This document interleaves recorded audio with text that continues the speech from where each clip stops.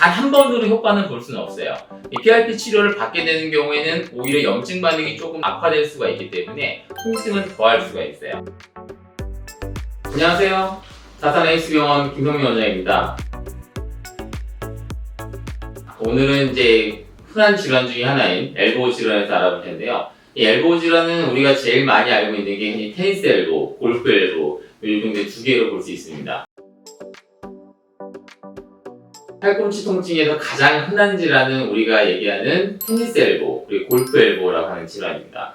그 외에도 이제 관절염이 있을 수가 있고 외상에 의한 골절들 그리고 이제 박미성 고령고름 등 다양한 질환이 있죠. 이 테니스 엘보우는 주로 이제 바깥쪽이 아픈 증상, 그리고 골프 엘보우는 주로 안쪽이 아픈 증상이라고 할 수가 있겠습니다.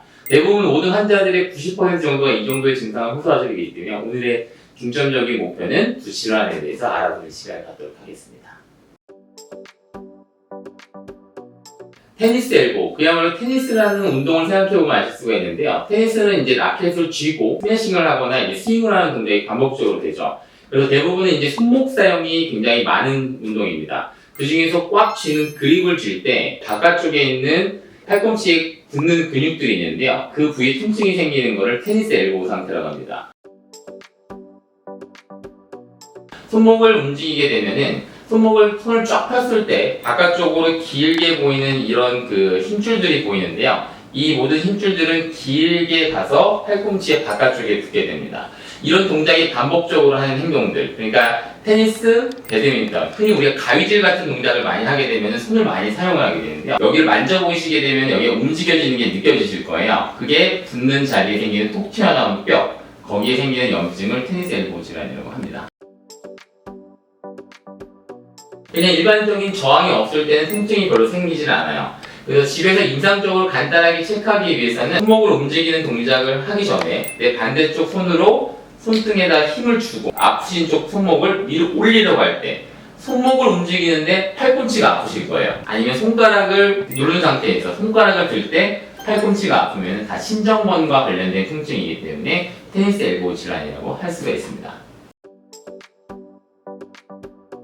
테니스 엘보우는 기본적으로 힘줄 0입니다. 그래서 생활 습관화가 중요한데요. 이 손목 사용을 많이 하시는 습관을 좀 줄이고 어쩔 수 없이 이제 직업적으로 손을 많이 사용하는 경우에는 이 팔꿈치에 가는 이 힘 자체를 줄여주기 위해서 여기를 살짝 조여주는 보조기 착용이 필요할 수가 있습니다.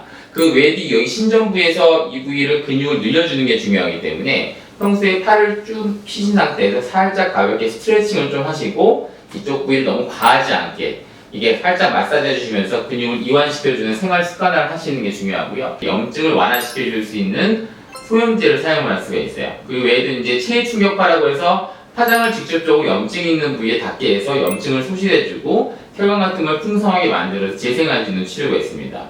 이런 거에도 주 통증이 계속 되시는 경우에는 최근에는 PRP라고 해서 본인 피를 일단은 뽑은 다음에 원심 분리기라고 하는 기구를 돌리게 되면은 성장 인자만 추출할 수가 있습니다. 그 성장 인자를 직접적으로 아픈 쪽에 주입을 해서 주사 치료를 해서 재생을 하실 수 있는 치료들이 있습니다. 이 PRP 치료가 나오면서 지금 팔꿈치 엘보우 치료에서 가장 많이 이제 효과를 보고 있는데요.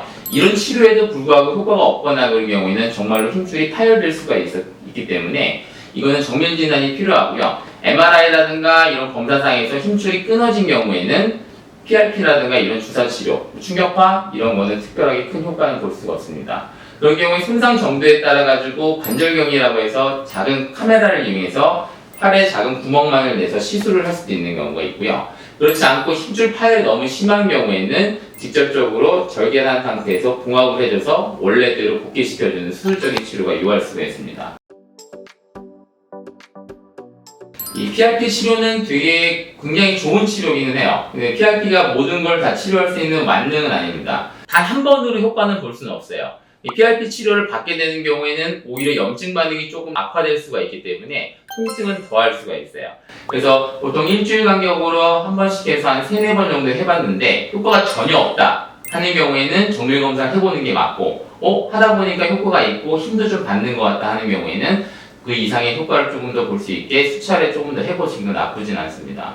일단 기본적으로 한 3차례 정도 해본 다음에 그게 효과가 있느냐 없느냐에 따라서 정밀 검사를 하거나 아니면 추가적으로 치료를 연장하거나 하는 걸 좀 정하면 될 것 같습니다.